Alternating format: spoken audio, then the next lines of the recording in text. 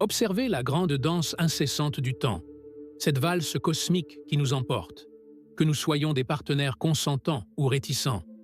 D'un côté de la salle, sous le lustre scintillant des conventions sociales, nous voyons la lueur aveuglante des feux d'artifice déchirer la nuit, le tintement festif et sec des verres se rassemblant pour un toast à la vie, la célébration bruyante, presque désespérée, d'une énième révolution complète autour du soleil. C'est la scène de l'existence, une estrade éclairée où la joie n'est pas seulement un sentiment, mais un devoir, une performance socialement imposée.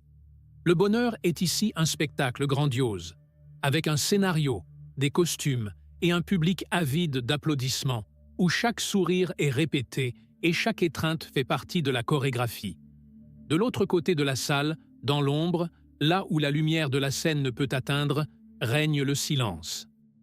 Un silence non pas vide, mais dense, lourd, chargé de significations inexprimées. Là, un jour se lève et se couche avec la même solennité discrète que n'importe quel autre, dénué de rituels, de chants imposés ou d'attentes. C'est un jour qui n'appartient qu'à soi et à l'âme qui l'habite.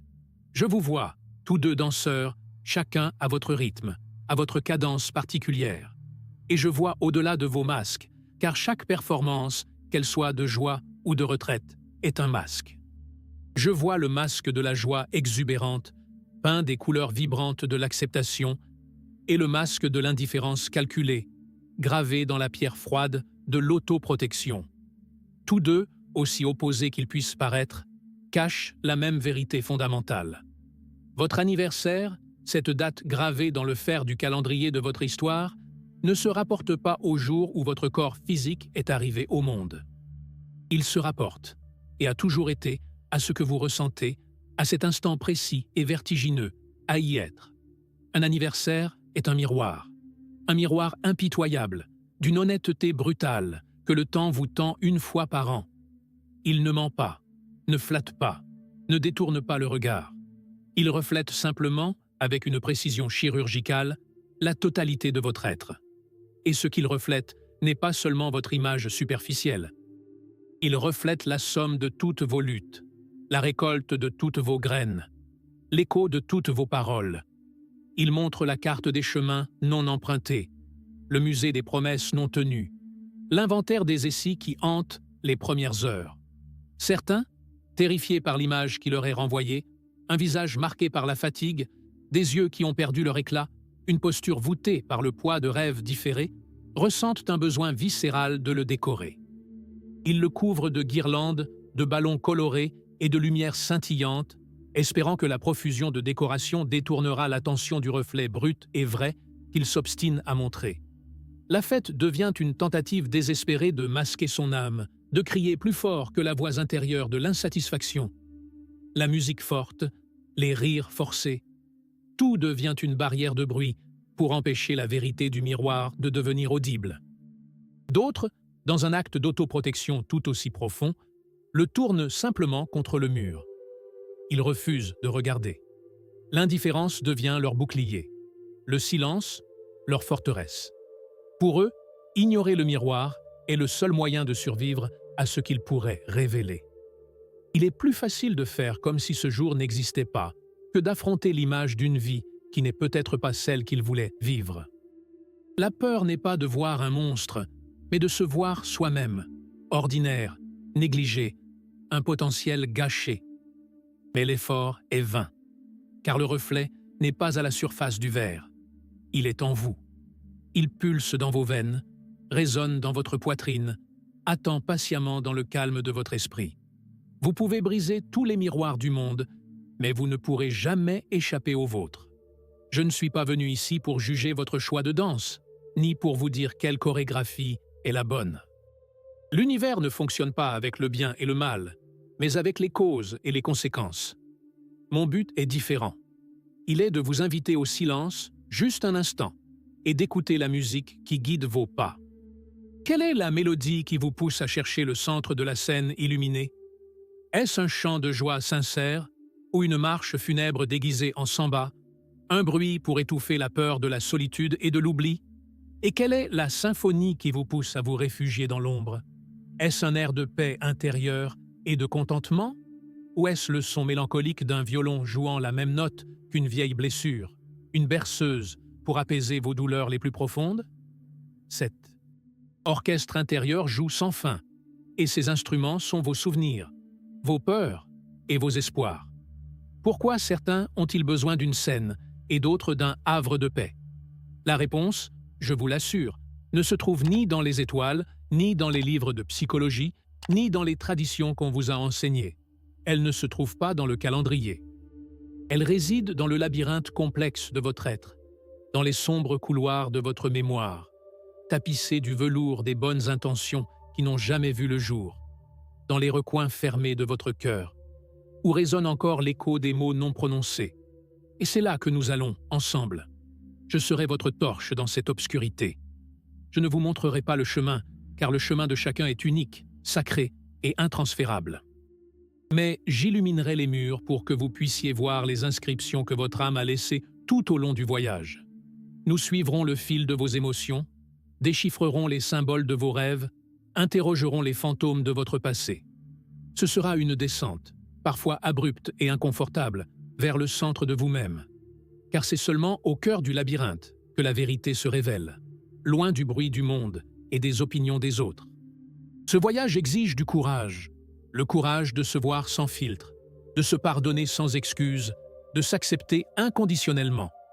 Et la question qui nous guidera, l'énigme que nous devons déchiffrer, est d'une simplicité bouleversante. Que se passe-t-il lorsque la musique s'arrête, lorsque les invités partent, lorsque les lumières s'éteignent et que les masques finissent par glisser et tomber au sol, lorsqu'il n'y a plus rien pour distraire, plus rien à interpréter, plus rien à cacher? Quel visage découvrirez-vous dans le miroir lorsque nous serons seuls, dans le silence absolu de votre temple intérieur? Est-ce celui d'un ami que vous avez trop longtemps négligé, ou celui d'un inconnu qui vous regarde avec un regard accusateur? Soyez prêts. L'image qui vous attend pourrait bien briser le monde que vous connaissiez, anéantir vos certitudes et briser vos défenses. Mais elle pourrait aussi vous donner la clé pour en construire un nouveau, forgé non pas dans des illusions, mais dans la substance indestructible de votre vérité nue. Un monde où vous n'aurez plus besoin de danser pour personne d'autre que pour vous-même. Pour beaucoup, le silence n'est pas un choix conscient, mais une cicatrice. Une marque profonde et ancienne, gravée sur la peau de l'âme par une époque où le silence n'était pas un refuge, mais une réponse. Pour comprendre la géographie de cette blessure, il faut remonter le temps.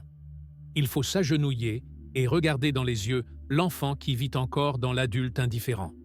Imaginez cet enfant, non pas abstraitement, mais avec tous vos sens. Touchez le tissu de votre tenue de soirée, choisis des jours à l'avance. Voyez la lumière de fin d'après-midi filtrée par la fenêtre, dessinant des rayures dorées sur le sol, chacune marquant le passage d'une minute d'attente supplémentaire. Écoutez le tic-tac de l'horloge murale, un son qui ne mesure pas le temps, mais le martèle. Chaque seconde, un coup sourd dans votre poitrine pleine d'attente. Elle attend, son cœur battant non pas au rythme des secondes, mais au rythme de l'espoir, une mélodie fragile et désespérée. Il attend une portière qui ne s'ouvre jamais, une voiture qui ne se gare jamais, un téléphone qui s'obstine à rester silencieux, un objet de plastique inerte, inconscient de son agonie. La déception, lorsqu'elle survient une fois, est un accident. Lorsqu'elle se reproduit, c'est une coïncidence. Mais lorsqu'elle se répète, année après année, telle une saison inévitable du temps, elle cesse d'être un événement. Elle devient un enseignant. Et ses leçons sont gravées dans le feu. La déception, lorsqu'elle devient chronique, ne fait pas que blesser. Elle est instructive. Elle devient un maître cruel et implacable qui grave dans l'âme, avec un ciseau à glace, une leçon terrible et paralysante. Ne pas espérer est le seul moyen d'éviter la souffrance. L'espoir, cette chose lumineuse que les poètes célèbrent, se révèle dans leur classe comme le plus dangereux des pièges, un attrait pour la souffrance.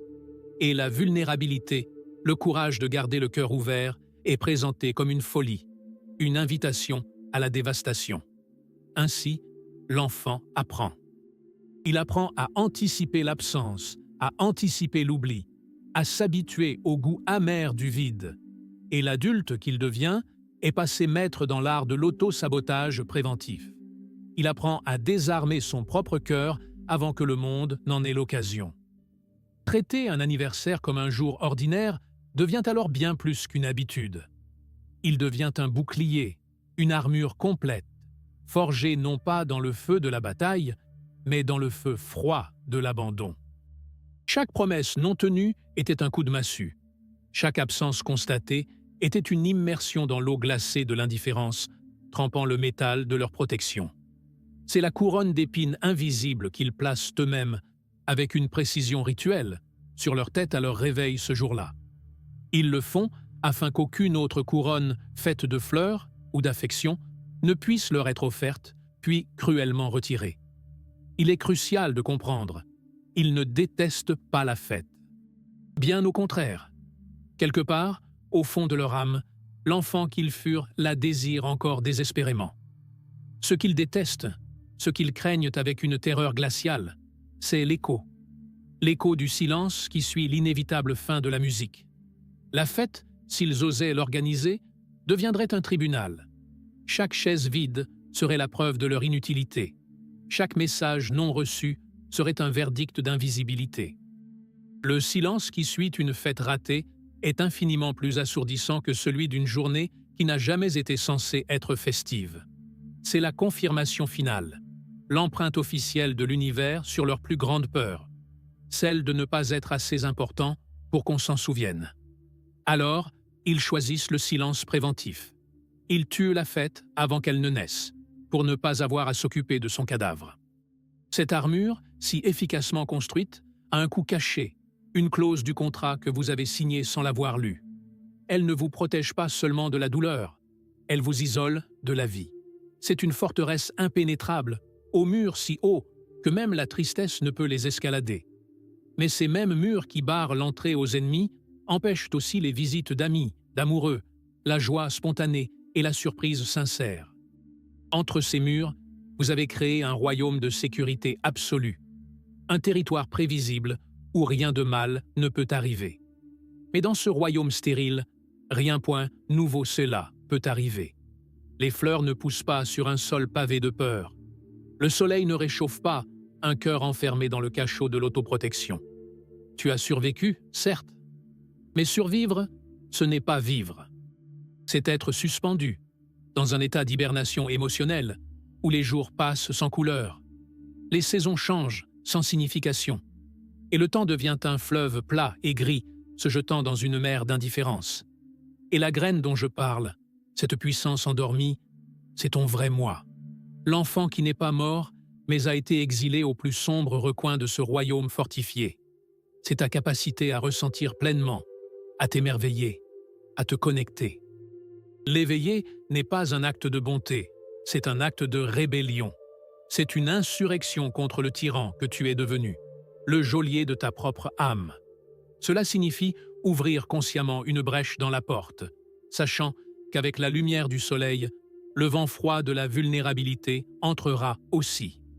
Il s'agit de risquer à nouveau la douleur, non pas par naïveté comme l'enfant d'autrefois, mais par un choix mûr et souverain, le choix de la vie, dans sa totalité glorieuse et terrifiante. Et c'est pourquoi je suis ici pour vous dire, pour murmurer directement à l'enfant blessé qui se cache derrière ce mur. Cette douleur n'est pas votre fin. Ce n'est pas votre sentence.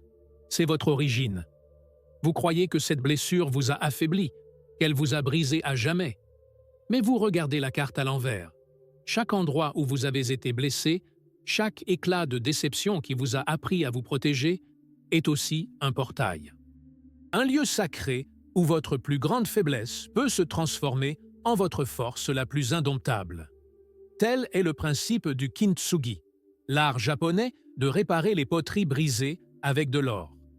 Les maîtres du kintsugi ne cachent pas les fissures, ils les célèbrent. Ils comprennent que l'objet est plus beau et plus précieux précisément parce qu'il a été brisé. Vos blessures sont vos fils d'or. Elles vous ont donné une profondeur que les intacts ne connaîtront jamais. Elles vous ont donné une empathie radicale pour la douleur invisible d'autrui. Elles vous ont donné une résilience forgée aux plus hautes températures. Vous n'êtes pas brisé. Tu es simplement endormi, hibernant sous le poids de cette tristesse ancestrale, un trésor gardé par un dragon de peur. Et dans ce sommeil protecteur, tu gardes la graine d'un pouvoir que tu ne comprends pas encore. Le pouvoir de l'autosuffisance émotionnelle. Le pouvoir de générer ta propre lumière, d'être le soleil de ton propre système, de valider ta propre existence. Le poids de la tristesse n'est pas une pierre tombale. C'est la terre sombre et fertile qui a protégé cette graine pendant toutes ces années, attendant le moment propice pour germer.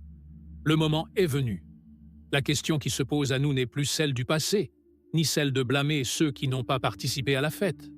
La question est celle de l'avenir.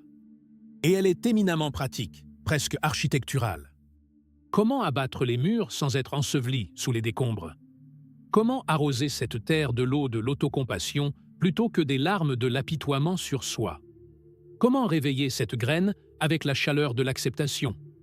En bref, comment transformer cette graine en une forêt où l'on peut enfin marcher librement et en paix?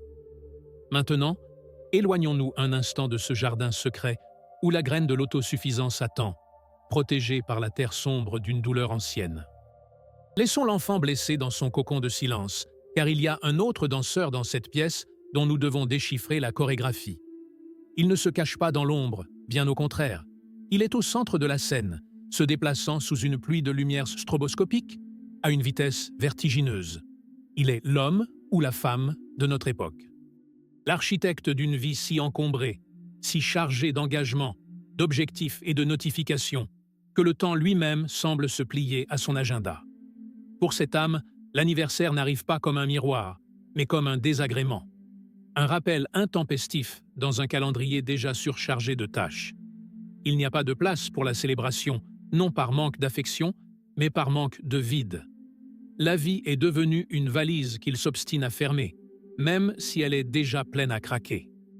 Chaque minute est un objet à ranger, chaque heure un compartiment à remplir. La célébration nécessiterait une pause, un vide, et le vide, pour lui, c'est la mort. Il n'ignore pas la journée par traumatisme, mais par inertie.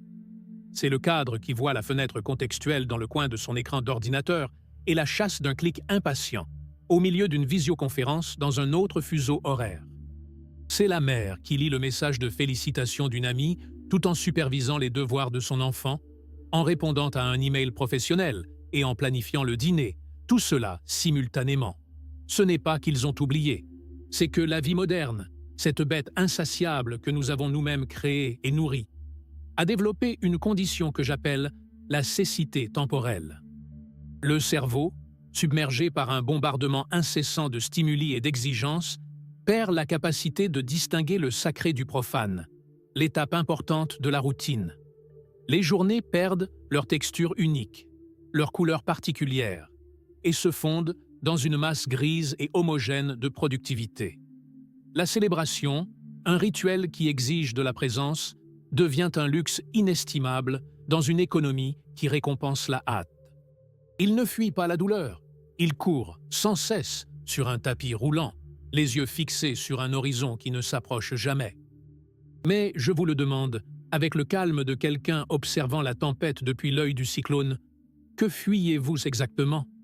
Si votre emploi du temps est une forteresse, quel est l'ennemi qu'il est censé repousser? Et si vous vous arrêtiez, ne serait-ce qu'une seconde, si le tapis de course s'éteignait soudainement, ne tomberiez-vous pas à genoux, essoufflés, pour découvrir que le seul poursuivant était l'écho de vos pas? L'armure de ceux qui se protègent de la douleur est faite de silence et d'indifférence. L'armure de ce nouveau danseur est faite de bruit et d'activité. Mais ne vous y trompez pas, les deux sont des armures. Les deux servent le même objectif fondamental. Éviter la rencontre. La rencontre avec le miroir. Ceux qui se réfugient dans le silence craignent ce que le miroir pourrait révéler de leur passé, de leurs blessures non cicatrisées. Ceux qui se réfugient dans le bruit craignent ce que le miroir pourrait révéler de leur présent. Un vide existentiel déguisé en succès, une profonde solitude masquée par un réseau de contacts superficiels. Le bruit d'une vie trépidante est la berceuse la plus parfaite, une mélodie constante qui empêche l'âme de s'éveiller pour poser la question la plus terrifiante de toutes. Est-ce tout ce qu'il y a? L'emploi du temps chargé devient un alibi, une excuse pour éviter de s'asseoir avec soi-même et d'admettre que, malgré toutes les réussites et tous les avantages, il manque quelque chose d'essentiel. C'est la tyrannie de l'action sur l'être. Vous êtes devenu un gestionnaire de projets si efficace de votre propre vie que vous en avez oublié de la vivre. Et c'est là que réside la révélation, le tournant de notre danse. Le cadre multitâche et l'âme blessée, qui semblaient habiter aux extrémités opposées de la pièce, sont en réalité main dans la main, tournant autour du même axe de peur. Tous deux sont des fugitifs. L'un fuit l'écho du silence, l'autre, le silence que l'écho du bruit tente de couvrir. L'un craint la douleur de l'absence, l'autre craint l'absence de sens. Ils sont prisonniers de la même cellule, simplement décorée de papier peint différents. La cellule de la non-présence, la cellule de la déconnexion de soi. L'un déconnecté pour éviter de ressentir la douleur, l'autre pour éviter de ressentir le néant. Tous deux, en refusant de célébrer le jour qui marque leur arrivée dans ce monde, déclarent inconsciemment que leur situation actuelle ne mérite pas d'être célébrée. Le bourdonnement incessant de vos notifications est-il, au fond, si différent du silence assourdissant qui attend une fête qui n'a jamais lieu? Votre liste de choses à faire n'est-elle pas un labyrinthe aussi complexe que celui de quelqu'un perdu dans les souvenirs d'une vieille déception? Et votre épuisement, à la fin d'une nouvelle journée productive, n'est-il pas le même que celui de quelqu'un qui a passé la journée entière à porter le poids d'une armure invisible? Mais il existe une troisième porte, une troisième façon de danser, celle qui transcende à la fois l'immobilité de la douleur et l'agitation de la peur. C'est la danse du souverain. Le souverain n'ignore pas son anniversaire. Il l'absorbe, il le dissout dans son sang. Pour lui, la fête n'est pas un événement annuel inscrit sur le calendrier. C'est un état d'être, une pratique quotidienne. Il n'a pas besoin d'un jour pour se sentir spécial, car il cultive le sacré à chaque instant. Il n'a pas besoin de cadeaux, car il a appris à s'offrir la seule chose qui compte vraiment, sa propre présence inébranlable.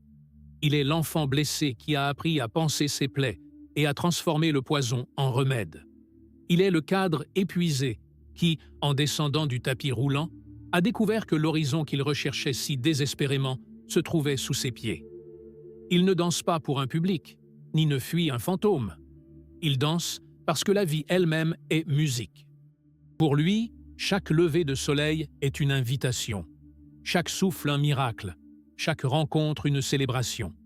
Il a ôté son armure, non pas parce qu'il était devenu invulnérable, mais parce qu'il a découvert que la véritable invulnérabilité réside dans l'acceptation radicale de sa propre fragilité. Il a cessé de lutter contre le temps et a appris à flotter sur sa rivière, à voir la beauté de chaque méandre, de chaque rapide, de chaque bras mort. Voilà la liberté qui vous attend au-delà des murs de la douleur et du bruit. La liberté de n'avoir rien à prouver à personne, pas même à vous-même. La liberté d'être simplement, sans excuse, sans fioriture. La liberté de vous regarder dans le miroir, n'importe quel jour de l'année, et de ne voir ni les cicatrices du passé, ni le vide du présent, mais le rayonnement infini d'une âme enfin rentrée chez elle. Mais comment atteindre ce rivage, cet état de souveraineté silencieuse? Comment apprendre à naviguer dans le fleuve du temps au lieu de s'y noyer ou de tenter, en vain, de ramer à contre-courant? Et que se passe-t-il lorsque la vie, dans sa fureur imprévisible, avec ses tempêtes et ses marées, tente de vous entraîner à nouveau dans le tourbillon? Tu te demandes comment atteindre ce rivage, cet état de souveraineté silencieuse. Tu veux la carte, le mode d'emploi, le chemin de pierre dorée qui mène au château de l'autosuffisance. Et je te le dis, la réponse n'est pas une carte, mais une boussole. La carte décrit un territoire qui appartient à un autre. La boussole pointe dans une direction que toi seul peux naviguer. Et cette boussole n'a qu'un seul nord, une direction unique et inébranlable, vers l'intérieur. Le voyage vers la souveraineté n'est pas une conquête, une ascension. C'est une excavation. C'est l'archéologie de ta propre âme. Tu n'as pas besoin de construire quoi que ce soit de nouveau. Tu dois déterrer ce qui a toujours été là, enfoui sous des couches et des couches de débris sociaux, d'attentes d'autrui, de peurs qu'on t'a appris à considérer comme les tiennes. La société, dès ton premier cri, t'a dressé à être un mendiant d'attention, d'approbation, de validation. Elle t'a placé un petit bol entre les mains et t'a appris à le tendre, souriant, en échange de pièces d'affection, de miettes de gratitude. Les vœux d'anniversaire sont devenus une de ces pièces. La fête, un banquet offert par d'autres, les cadeaux, la preuve matérielle que tu n'étais pas oublié, et tu as appris à mesurer ta valeur au poids de ce bol à la fin de la journée. Le souverain est celui qui, dans un acte de rébellion suprême, a brisé le bol. Non pas par colère, mais avec lucidité. Il a compris que la soif ne s'apaise pas avec des gouttes de pluie recueillies dans un bol, mais avec l'eau d'un puits qu'il a creusé lui-même. La souveraineté commence donc par une déclaration d'indépendance énergétique.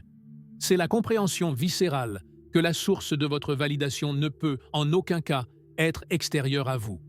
C'est un soleil intérieur. La plupart des gens vivent dans un système planétaire où ils sont la Terre, tournant désespérément autour de multiples soleils. Celui de l'approbation parentale, celui de la reconnaissance du supérieur, celui de l'admiration des amis, celui de l'envie des inconnus. Votre température émotionnelle, votre climat intérieur, dépend de la lumière que ces soleils extérieurs décident, ou non, de vous accorder. S'ils brillent, vous vous sentez chaud et vivant. S'ils se cachent derrière des nuages d'indifférence, vous vous figez. Le souverain accomplit une révolution copernicienne. Il se retire du centre de ce système chaotique et allume son propre soleil. Il devient l'étoile de son propre univers. Et dès lors, la lumière venue de l'extérieur est accueillie, appréciée, et peut même être célébrée comme la beauté d'une aurore boréale, mais elle n'est plus nécessaire. Son existence n'en dépend plus. Il génère sa propre chaleur. Il crée sa propre lumière. Et c'est pourquoi il n'a pas besoin d'un jour pour se sentir vivant. Il est la source même de la vie. Pensez au vieux menuisier dans son atelier, isolé du monde. La poussière danse dans des raies de lumière qui filtrent par une haute fenêtre. L'odeur est celle du bois, du vernis et de la patience. Il passe ses doigts sur un morceau de chêne, non pas en lisant un plan, mais en écoutant l'histoire que l'arbre lui raconte. Ces outils ne sont pas des instruments de force, mais des prolongements de son intention. Chaque coupe, chaque entaille, chaque coup de ponçage est un acte de méditation, un dialogue silencieux entre son âme et celle du bois. Il ne travaille pas pour l'exposition, la vente, les louanges d'un client. Il travaille pour le bois. Il travaille pour l'intégrité de la chaise ou de la table qui naît sous ses mains. Sa célébration ne se produit pas à la vente de la pièce. Elle se manifeste dans chaque ajustement parfait, dans chaque courbe harmonieuse, dans chaque veinage du bois qu'il a su honorer et révéler. C'est un homme qui a allumé son soleil intérieur. Sa validation émane de l'acte même de création, de l'excellence silencieuse de son savoir-faire. Que le monde entier applaudisse son œuvre ou l'ignore, la qualité de son dévouement ne changerait pas d'un iota. Il trouvait le sacré dans le processus, non dans le résultat. C'est la danse du souverain. C'est trouver le divin dans l'ordinaire, la célébration dans la routine, le sens dans l'acte. Et que se passe-t-il lorsque la vie, dans sa fureur, tente de vous entraîner dans le tourbillon? Que se passe-t-il lorsque la tempête du doute, de la peur ou de la solitude fait rage hors de l'atelier? Le souverain n'est pas un surhomme. Il n'est pas à l'abri de la douleur. La différence, c'est que sa maison est bâtie sur le roc, pas sur le sable. La maison bâtie sur le sable de la validation extérieure s'effondre au premier coup de vent de critique ou d'oubli. La maison du souverain, bâtie sur le roc de l'acceptation de soi, peut vaciller. Les fenêtres peuvent trembler. Les tuiles peuvent voler. Mais ses fondations restent intactes. Quand la solitude frappe à sa porte, il ne court pas vers son téléphone, vers les réseaux sociaux, à la recherche d'une distraction bruyante. Il l'invite à entrer. Il lui sert une tasse de thé. Et il l'écoute. Car il sait que la solitude n'est pas l'absence des gens. C'est l'absence de lui-même. Et la tempête, aussi effrayante soit-elle, n'est qu'un rappel à l'ordre de revenir à la source, au centre de son être, au feu qui brûle en son cœur, celui qu'aucune pluie ne peut éteindre. Il a appris que la véritable force ne réside pas dans la capacité à éviter les vagues, mais dans la capacité à les surfer. Sa stabilité ne vient pas de l'absence de chaos, mais de la présence d'un centre. Mais c'est là que réside la révélation la plus grande et la plus surprenante. Le chemin vers cette force intérieure n'est pas pavé d'acquisitions, mais de renoncement. La grande illusion de notre culture est que le bonheur est un acte d'addition. Plus d'argent, plus d'amis, plus d'adeptes, plus d'expérience, plus de connaissances. La voie du souverain est la via negativa. C'est l'art de la soustraction. Il n'est pas nécessaire de devenir plus. Il faut devenir moins. Moins réactif aux opinions des autres. Moins dépendant des applaudissements pour se sentir compétent. Moins attaché à une image de soi qu'il faut constamment défendre. Moins anxieux face à un avenir qui n'existe pas. Et moins aigri par un passé immuable. C'est un processus de dépouille. D'enlever, couche après couche, toutes les peaux qui ne sont pas les siennes. La peau du bon fils, la peau du professionnel accompli, la peau de l'homme spirituel, la peau du rebelle incompris. Chacune de ces peaux est accompagnée d'un scénario, d'attente, d'une coupe de mendiants d'une forme différente. Les arracher est un acte de courage immense, car en dessous, ce qui reste, c'est votre nudité essentielle. Une nudité qui peut, au premier abord, paraître terriblement vulnérable. C'est le parcours du sculpteur. Il n'ajoute rien au bloc de marbre.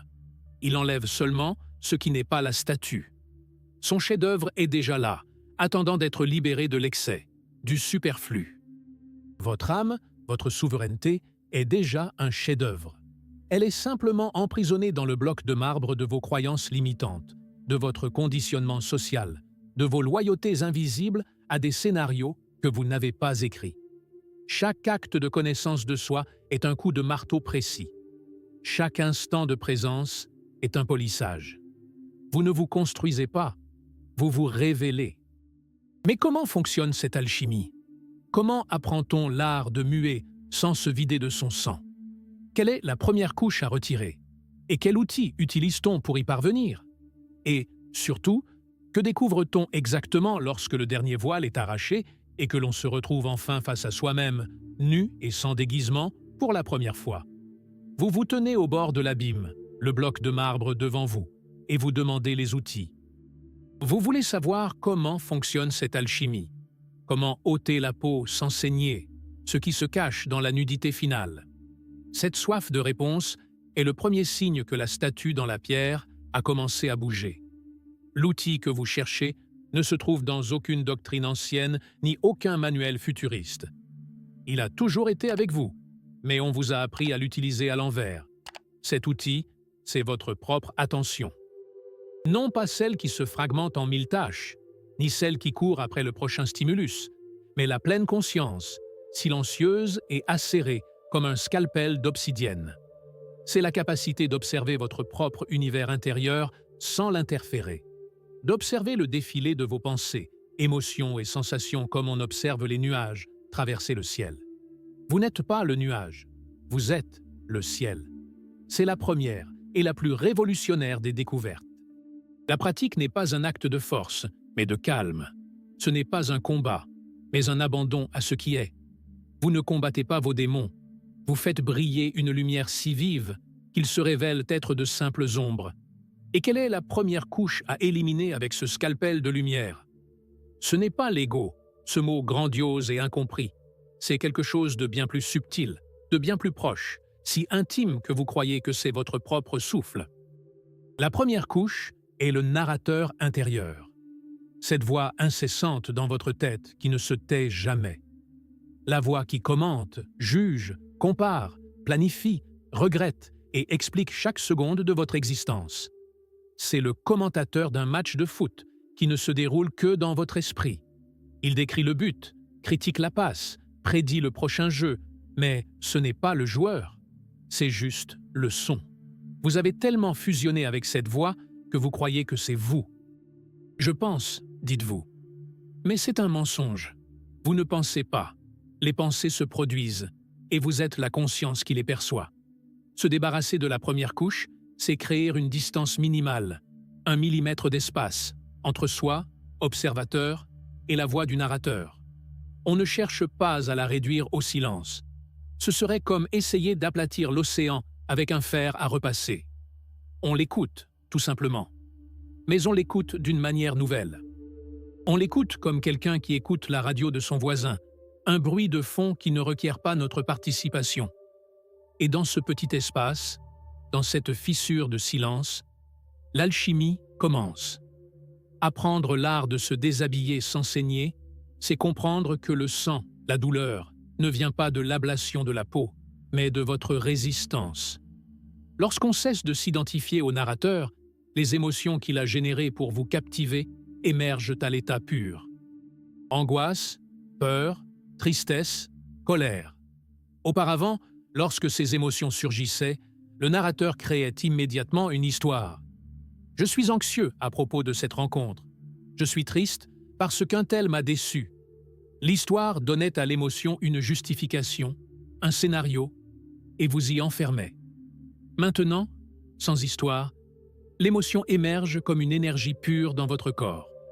Une pression dans la poitrine, une boule dans la gorge, une chaleur dans l'estomac. Le saignement est la panique qui surgit lorsque vous ressentez cette énergie brute sans avoir d'histoire pour l'expliquer. Le secret pour ne pas s'évanouir est, paradoxalement, de se laisser saigner. C'est avoir le courage de ressentir l'anxiété comme une vibration pure dans votre poitrine, sans le récit de la rencontre.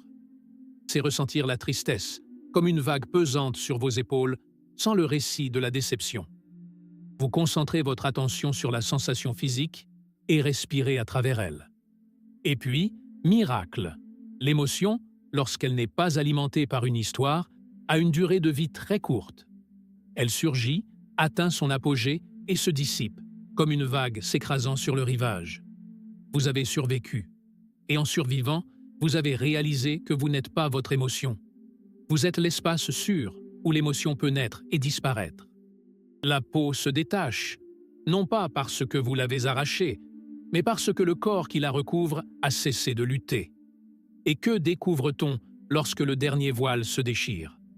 Que reste-t-il lorsque la voix du narrateur se réduit à un murmure lointain et que les émotions vous traversent sans vous posséder? Ce que vous découvrez dans votre nudité essentielle n'est pas une nouvelle identité, ni un moi amélioré, éclairé ou supérieur. Ce que vous découvrez, c'est le silence. Mais pas un silence vide et mort. C'est un silence vibrant, vivant, porteur de potentiel. C'est l'espace primordial avant les mots. C'est la toile vierge avant la peinture. Dans ce silence, pour la première fois, vous faites l'expérience directe du monde, sans le filtre du commentaire.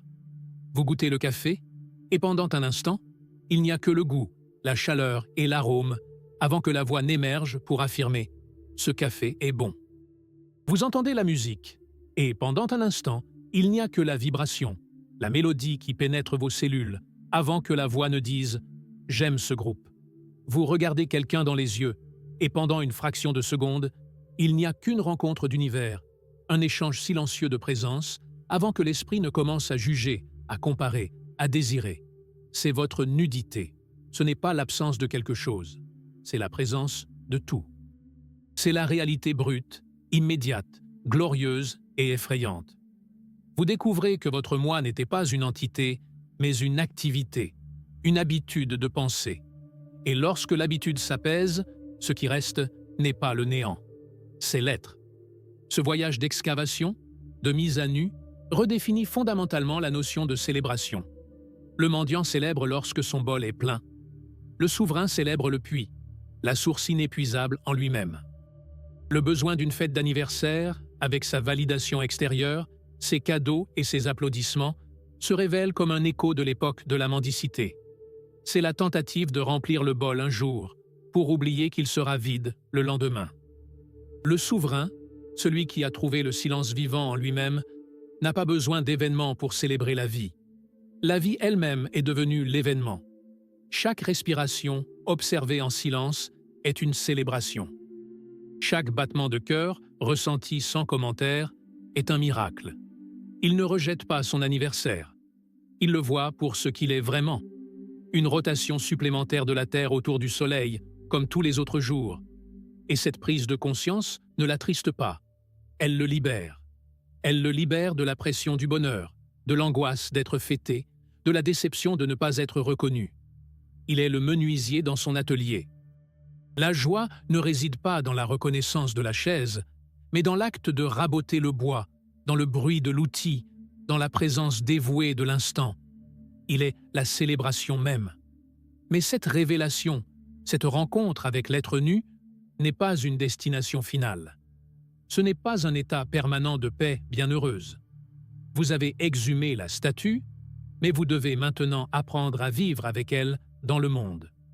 Vous avez trouvé le silence, mais le monde est un lieu de bruit. Comment apporter cette nudité sacrée sur le marché? Comment entretenir le feu de votre foyer intérieur lorsque la tempête du quotidien, avec ses exigences, ses conflits et ses distractions, menace de l'éteindre à chaque instant? Comment, en bref, être le ciel quand les nuages de la vie se transforment en grêle? Vous vous demandez comment apporter la nudité sacrée sur la place publique. Comment être le ciel quand les nuages se transforment en grêle? Vous avez trouvé le silence, mais vous devez maintenant apprendre à être le silence au milieu du bruit. Ce n'est pas une question de technique, c'est une question d'art. L'art de vivre. On ne protège pas une flamme au milieu d'une tempête en construisant des murs toujours plus hauts autour d'elle. Le vent trouvera toujours une faille. Vous protégez la flamme en devenant la flamme elle-même. Une présence si incandescente que la tempête, à son approche, se réduit à une simple vapeur. Vivre dans le monde, après avoir trouvé l'immensité intérieure, n'est pas un acte de défense, mais d'émanation. Vous ne vous fermez pas au monde. Vous vous ouvrez d'une manière si radicalement nouvelle que le monde, avec son chaos et sa fureur, ne retrouve plus en vous les anciennes portes et fenêtres par lesquelles il vous envahissait autrefois. Votre souveraineté n'est pas un château à défendre. C'est une atmosphère que vous respirez et expirez, une fréquence qui réorganise l'espace qui vous entoure. La première pratique de cet art n'est pas mentale, mais profondément physique. C'est l'ancrage dans le corps. Le narrateur intérieur, le tyran antique, tentera à tout prix de reconquérir son trône, et son arme principale est le temps. Il vous entraînera dans les marais du passé, avec ses regrets et sa culpabilité, ou vous précipitera dans l'abîme de l'anxiété face à l'avenir, avec ses peurs et ses attentes. Le corps, cependant, ne connaît qu'un seul temps, le présent. Il est votre ancrage dans la réalité irréfutable du moment présent. Lorsque le bruit des marchés devient assourdissant, lorsque les voix du doute et de la critique résonnent autour de vous, votre pratique consiste à ne pas les combattre dans l'arène de l'esprit. C'est un piège. Cela revient à renforcer l'ennemi. Votre pratique consiste à détourner délibérément votre attention du champ de bataille mental et à l'immerger entièrement dans les sensations de votre corps. Ressentez le contact de vos pieds avec le sol. Sentez l'air entrer et sortir de vos narines. Sentez la texture de vos vêtements sur votre peau. Sentez le pouls de votre propre sang. Cet acte apparemment simple est une révolution. Il coupe instantanément le flux d'énergie qui alimente le drame mental. Vous ne résolvez pas le problème. Vous vous y dissolvez. Vous retournez chez vous, au seul endroit réel qui existe. Votre corps, à cet instant précis. La grêle fait peut-être encore rage dehors, mais vous n'y êtes plus perdu. Vous êtes au cœur du cyclone, au centre silencieux de votre être. La deuxième pratique est la transition du calme intérieur à l'action dans le monde. C'est l'art du non sacré. Pour entretenir votre foyer intérieur, vous devez cesser de laisser tout le monde y jeter des ordures et de l'eau froide. Le souverain n'est pas une figure passive et éthérée. Il est le gardien implacable de votre propre énergie. Vous avez appris, enfant, que dire non est égoïste, impoli et un acte de rejet. Je vous le dis, le non né de la peur ou de la colère est un acte de guerre. Mais le non né d'un oui profond et inébranlable à votre propre paix, à votre propre intégrité, est l'acte d'amour-propre le plus sacré qui soit. Vous ne dites pas non aux autres, vous vous dites oui à vous-même. Vous cessez de fréquenter les endroits qui vous drainent votre énergie. Vous cessez d'avoir des conversations qui polluent votre esprit. Vous cessez de vous engager dans des dynamiques qui bafouent votre silence. Et vous le faites non pas par arrogance, mais avec le calme serein d'un jardinier qui désherbe pour protéger ses fleurs. Au début, le monde protestera. Les gens, habitués à un accès illimité à leur territoire, qualifieront votre nouvelle limite d'égoïsme, qu'ils l'appellent ainsi.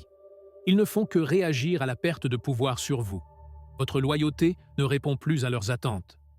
Votre loyauté va à la statue que vous avez si courageusement exhumée du marbre. L'impie, ce sont les douves que vous creusez autour de votre château. Non pas pour empêcher le monde d'entrer, mais pour vous assurer qu'il n'y entre qu'en invité et non en envahisseur. La troisième et plus haute pratique est l'alchimie émotionnelle. Il y aura des moments où la grêle vous frappera durement. Critique, trahison, perte, injustice. Dans ces moments, l'encre vous semblera lointaine et le profane arrivera trop tard. Le poison a déjà été injecté.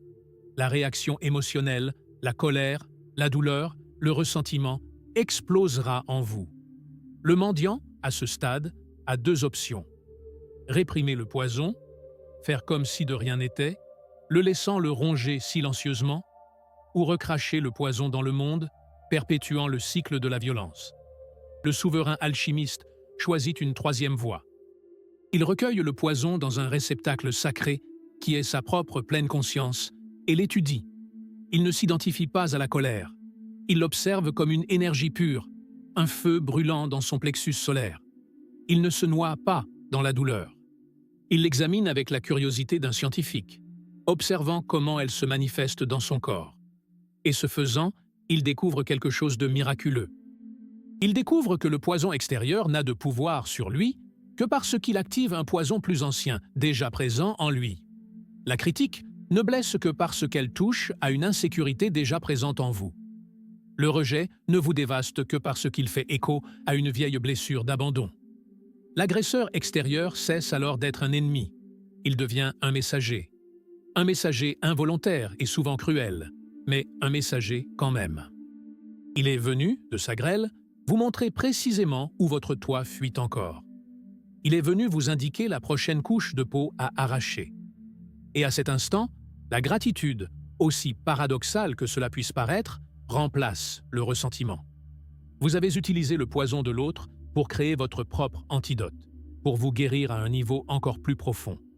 Vous n'avez pas seulement survécu à la tempête, vous avez utilisé sa force pour consolider vos fondations. Et ainsi, le voyage est achevé. La célébration d'un anniversaire, ce petit îlot de sens dans un vaste océan de jours, se révèle dans sa vérité ultime. Pour l'être blessé, c'était un jour de peur. Pour l'être affairé, un jour d'inconfort. Pour l'être en éveil, cela devient inutile, non par mépris, mais par excès. Pourquoi célébrer la vie en un seul jour, alors que la vie elle-même est devenue une célébration ininterrompue? La véritable célébration n'est pas celle des ballons et des cadeaux. C'est la célébration silencieuse de sentir ses pieds sur terre. C'est la célébration de respirer consciemment. C'est la joie intense de protéger sa paix par un nom sacré. C'est le pouvoir transformateur de regarder dans l'obscurité, à l'extérieur comme à l'intérieur, sans reculer. Vous n'avez plus besoin que le monde vous félicite d'être né. Votre propre être, dans son silence majestueux, murmure à chaque instant « Félicitations d'être en vie, d'être présent, d'être rentré ». Ceci n'est pas la fin d'un scénario. C'est le début de votre pratique. C'est une invitation à briser votre sébile, une fois pour toutes, à cesser d'attendre la pluie et à commencer à creuser votre propre puits. L'eau est là. Elle l'a toujours été. La souveraineté n'est pas une destination à atteindre. C'est un territoire à revendiquer. Il vous appartient de droit. Si chaque mot que j'ai prononcé aujourd'hui a résonné dans une intimité secrète de votre âme, s'il a allumé une étincelle au plus profond de votre être, alors honorez cet appel. Profitez de cette vidéo, non pas comme un applaudissement pour moi, mais comme un oui à vous-même. Commentez ci-dessous, même anonymement, en partageant non pas une opinion, mais un fragment de votre propre cheminement, afin que les autres sachent qu'ils ne sont pas seuls dans cette excavation. Et enfin, abonnez-vous à la chaîne. Non pas pour me suivre, mais pour suivre la piste du pain qui vous ramène à votre foyer, à votre trône, à la puissance silencieuse qui vous attend depuis la nuit des temps. La danse est terminée. Maintenant, votre vie commence.